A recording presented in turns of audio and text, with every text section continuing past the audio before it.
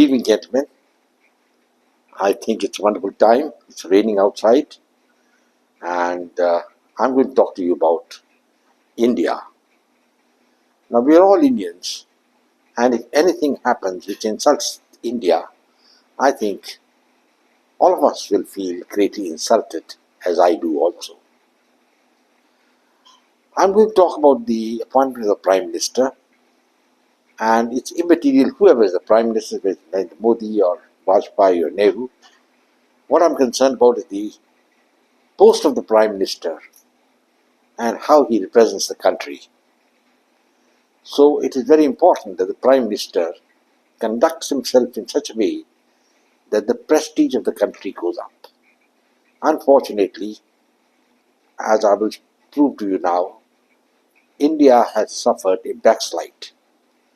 If you look at 2014, when Narendra Modi had been sworn as the Prime Minister the first time, he had won an absolute majority after 30 years. That was a very big thing. It was a very big thing at that time. And during the swearing-in ceremony, all the countries, except Bangladesh Prime Minister Sheikh Hasina, who had gone to Japan for some work, it was a pre-planned visit, and she was represented by the Speaker of the Bangladesh Parliament, and even Nawaz Sharif that time, and the Nepalese leaders and Sri Lankan leaders, all of them, they came for the swearing-in. And we thought India is on the upswing. I think the first term of Modi was fairly okay, but this is the time he spent about going all around the world. He traveled hell of a lot. And the second term, I think he became a little overconfident, and he began to talk and do things which were not really conducive to world politics. I think the one mistake which he committed was with Donald Trump. Donald Trump is a man who never forgets anything. And during his first term, when Donald Trump was the president, Modi was lionizing him a lot. Subsequently, during the 2024 election, Donald Trump gave a speech in which he said, "My friend Modi is coming to America and he's going to meet me." In fact, Modi was going to America at that time and he was going to meet Joe Biden. But I do not know what was the thinking behind him, because despite Donald Trump having made that statement, Modi never went to meet Donald Trump. I think Donald Trump never forgot that insult. And net result was that Modi was not called for the swearing-in ceremony. And though Jaishankar was sitting in Washington for weeks together to see, and if you could wrangle an invitation from Modi, it didn't happen. I think that should have been sign on the writing of the wall that the stock of Modi was going down. And one thing is very clear, and I have repeatedly been saying that sitting on the fence is not going to help India at all. And now there has been a statement coming in from one of the cabinet ministers of Donald Trump, in which he has said that India's procuring the military hardware from Russia all the time is not acceptable to America. And now suddenly India has become the villain. I mean, just in last year, you can remember when the Italian Prime Minister and all these people visiting India, and even the G7 summit which Modi was attending from 2019, I mean, it was a honky-dory atmosphere for him. He was wonderful. He was enjoying himself. And he was thinking he's a great man and he could do whatever he liked. And his supporters began to say he's the Vishnu Guru, and then he became the Vishwamitra. But all these things are easier said than done, because as the saying goes, Humpty Dumpty sat on a wall and had a great fall, and all the king's horses and all the king's men couldn't put Humpty Dumpty together again. That's precisely what happened. One fall, and Narendra Modi has let the Indian nation down. There are a number of things which are going on. You see, ever since the BJP came to power, there has been a anti-minority streak in them. Now, outside people keep watching of what's happening in internal politics in India, and nobody likes it. Another thing which was very apparent to the West is that India was talking of terrorism. Yes, terrorism is an offense, but you have to get to the root of the terrorist problem. You can't say that, well, there has been an attack, terrorist attack on us, and the first option is war. Now, this is something which the Western powers couldn't understand. And despite the fact that Pakistan probably instigated the Pahalgam massacre, but it is incumbent on India to see to it that the local people were caught. And as for my information now, I think none of the 7 terrorists have been caught till date. And now, as on date, till this time, and another thing which is getting on all over is Donald Trump's threat of sanctions on India. And he's not India's friends. Now, if you remember, the owner of Tesla, wanted to set up a factory in India. He'd made a visit to India, and he was going into setting up the Tesla car factory here. But Donald Trump don't invest in India, and now that project is dead. And the minister of Indian government has said that Tesla is not coming to India. So, gentlemen, this is the point to watch, that Donald Trump is not your friend. In fact, Donald Trump has even threatened Apple that they would be subjected to 25% duty if they continue manufacturing in India and will shift to America. Let's see how it bears fruit. My point is that all this shows that Donald Trump is not the friend of India. And it was very important for Modi to pamper him, which he didn't. When it started coming from Donald Trump, Modi is keeping quiet. He should have answered, given something like the claim by Donald Trump that he brought about the ceasefire between India and Pakistan. Otherwise, there would have been a nuclear war. Millions would have died. Well, somebody should have countered it. Pakistan thanked Donald Trump for this ceasefire, and India kept studiously silent. They didn't say anything, and I think Donald Trump didn't like it.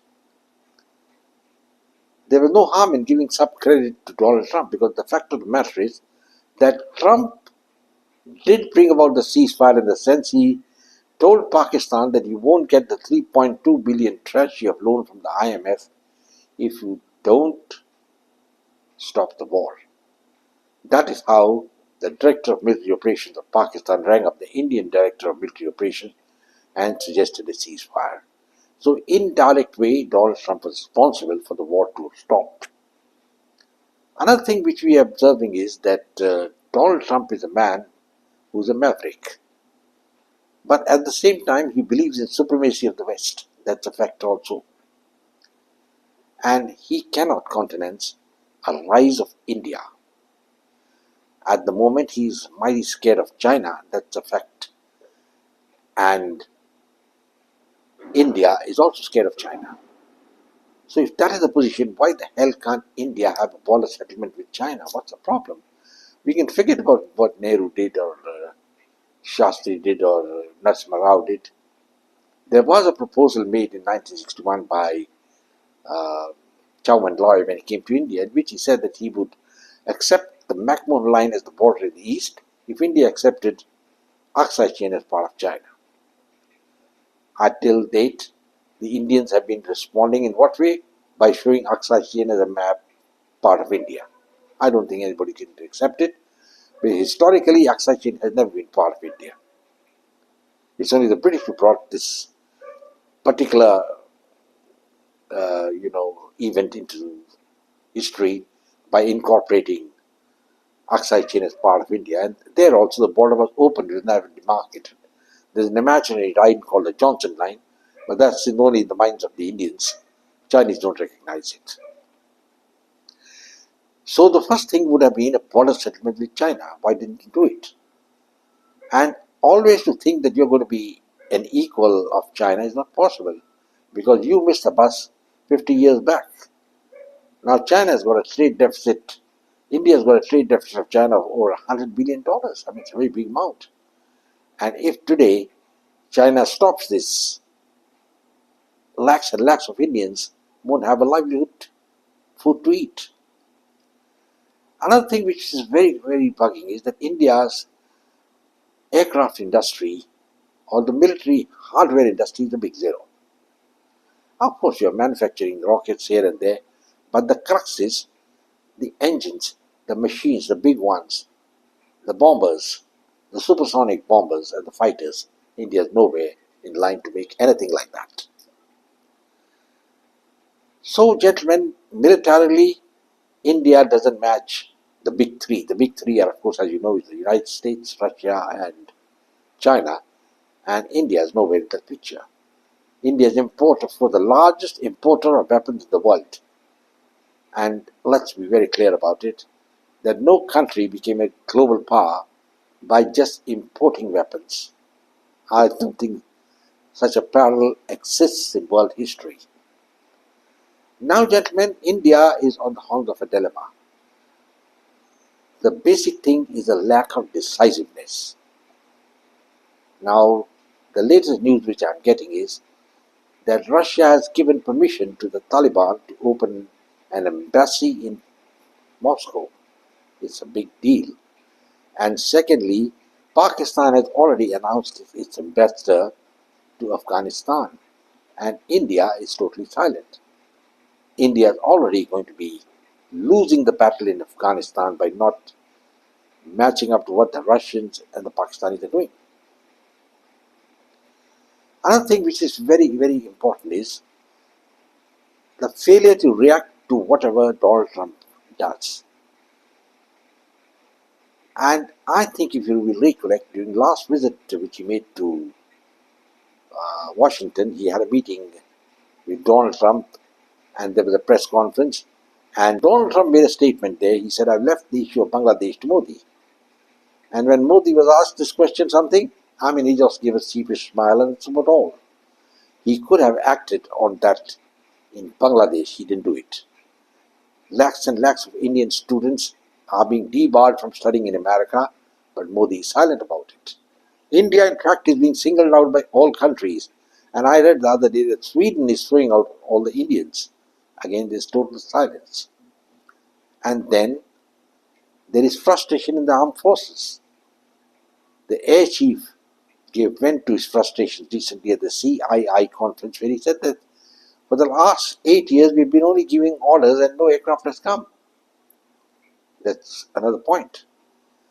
And then talking about the source code of the Rafale which Modi brought in with a lot of fanfare, the technical team which he sent there, why didn't they incorporate in the contract that you'd have to give the source code? Now India is sitting with the lame duck aircraft. They can't put their own missiles on it. And India doesn't know what to do. Donald Trump has offered the F-35, but nothing has happened. And in Russia is keen to sell the Su-57, which is again not a plane in the class of the F-35. While Pakistan already been offered, and in fact I think they are going to get subsidized the J-35, the 5th generation Chinese fighter. They're going to get 42 of them. So this about shows that where India is. We have a strength of 31 squadrons, where the minimum requirement is 45. In fact, you need 60 because you've got 3 enemies to deal with, that is Bangladesh, China, and Pakistan. How long is this complacency going to continue? And the rhetoric of Muslim votes, I think that is not something which is going down well with the people abroad. Hence, the perceived notion abroad is that India and Pakistan are just about the same. They're hyphenated together. That's the American policy. And the way America has favored Pakistan and now giving them $40 billion from the IMF, well, you can well imagine where India is going to be. America was supposed to be India's ally.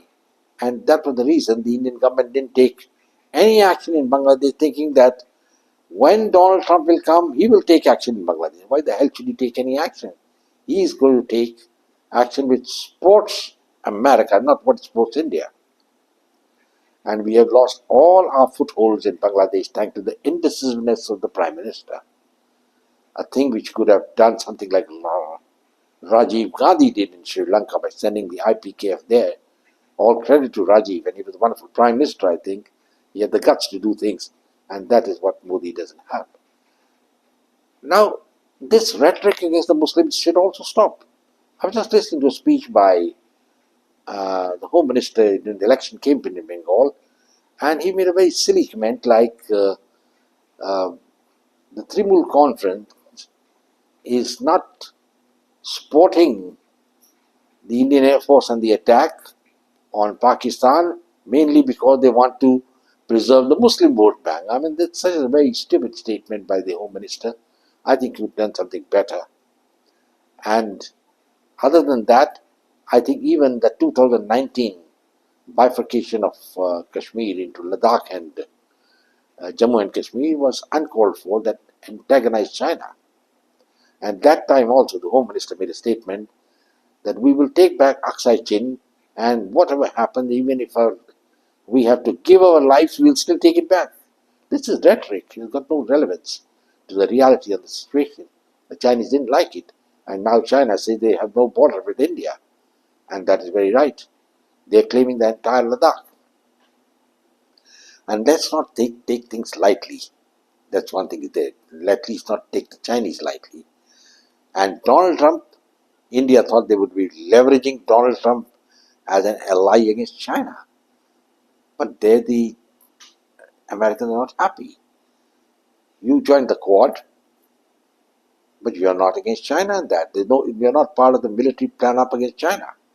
Why? At the same time, India joined the BRICS as a founding member, but India seems to have retired under American threats from the BRICS. And they have missed a hell of a lot of opportunities now. And India, it becomes the outsider, the lone man out. And it's a sad commentary as an Indian, I feel, that other than Israel, no other country supported India or condemned Pakistan. Condemning terrorism is a different thing, and condemning Pakistan for conducting the terrorist act is two different things, and nobody condemned Pakistan. And not a single member of the IMF voted against Pakistan getting these billions of dollars. Even I think the team which has gone, almost 59 MPs to so many countries, 33 countries, to give the Indian viewpoint, I don't think they've been very successful, to be honest. Because success to be measured when the official governments take a stand in favor of India. It's not enough that some individuals said, yes, we are sorry, like Columbia University, we support India, but it's got no relevance. I mean, talking like that. It's the government, and the government means the British Prime Minister, for example, the French President, and of course, so many other leaders of the world, Canada, and Donald Trump. Now, Trump, I thought, even I was a little fooled. I thought he'd consider Modi as his friend. But Modi, by some actions, has completely obviated his leverage which he had. I mean, he's no longer being considered a Vishwa Guru or a Vishwa Mitra. He's nothing. And people have bound to pull him down as far as possible.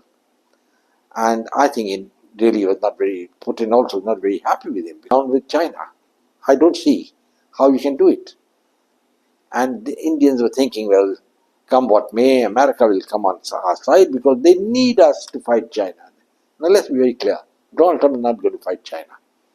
I mean, today he makes 250% tariff. Tomorrow he says 350. Third day he reduces to 100. And now finally he says he's going to have a meeting with President Xi and try to iron out problems. Donald Trump is a man who's a maverick and he doesn't know which way the wind is blowing. He wants desperately to have a detente with China. He wants the Ukraine war to stop, but at the same time he can't bite the bullet. That is, stop all military aid to Ukraine, and there would be a ceasefire accordingly. Same thing he's doing in India. But here he's very strong because the Indian leadership is weak. The Chinese are strong. Now, what Modi was doing, I mean, going and having an embrace, Jappi as we say it, with all the leaders. No way Modi can compare with Nehru, politically and with popularity. Nehru used to win right from Kerala to Assam, to Punjab to Tamil Nadu. Every state he won. While that's not the case with Modi. And as far as my information goes, on its own steam, the BJP can't even win Bihar, let me tell you. So even UP is not a sure shot bet for them. And this time the BJP won only 240 seats in parliament when they were aiming for 400. And the way things are going, the frustration of the Indian public and the humiliation being heaped on India could well result in Mr. Modi being sent home in 29. Gentlemen, I think there's an old saying that when you rise to the top, you start fading away. Same thing happened to Nehru. He was at his apex in 59-60 as a great non-aligned leader, and then came the Chinese war and he couldn't show his face anywhere. Similarly, Modi was at his apex till about 21-22, but after that his slide has become because he didn't rectify the mistakes. The mistake is that you try to obviate Gandhi. I'm not a supporter of Gandhi, but at the same time, the world recognizes Gandhi. That's the point. And that's something which has to be looked into. And you can't have statements being like the Home Minister I just quoted his statements against the minorities. You've got to do something because, well, you've been given a bad egg, you've got to deal with it. When Gandhi at that time accepted the two-nation theory, he should have made it into a Hindu state to do it. So having not done it at that time, the horse has bolted, you can't go back. That is something which Modi should have realized. So Narendra Modi is a good man. I like him. Probably he's a wonderful man. After Narasimha Rao, he was a good prime minister. A little better than Manmohan Singh, who was a yes man, a lackey of Sonia Gandhi. And then the rhetoric against the Gandhi family, I mean, that's got to stop. I think he was in power 11 years and they couldn't find a single charge against Robert Wada. What do you say about that? And they couldn't find anything against the Gandhis. The trial is continuing. And that just holding a trial doesn't mean they are guilty.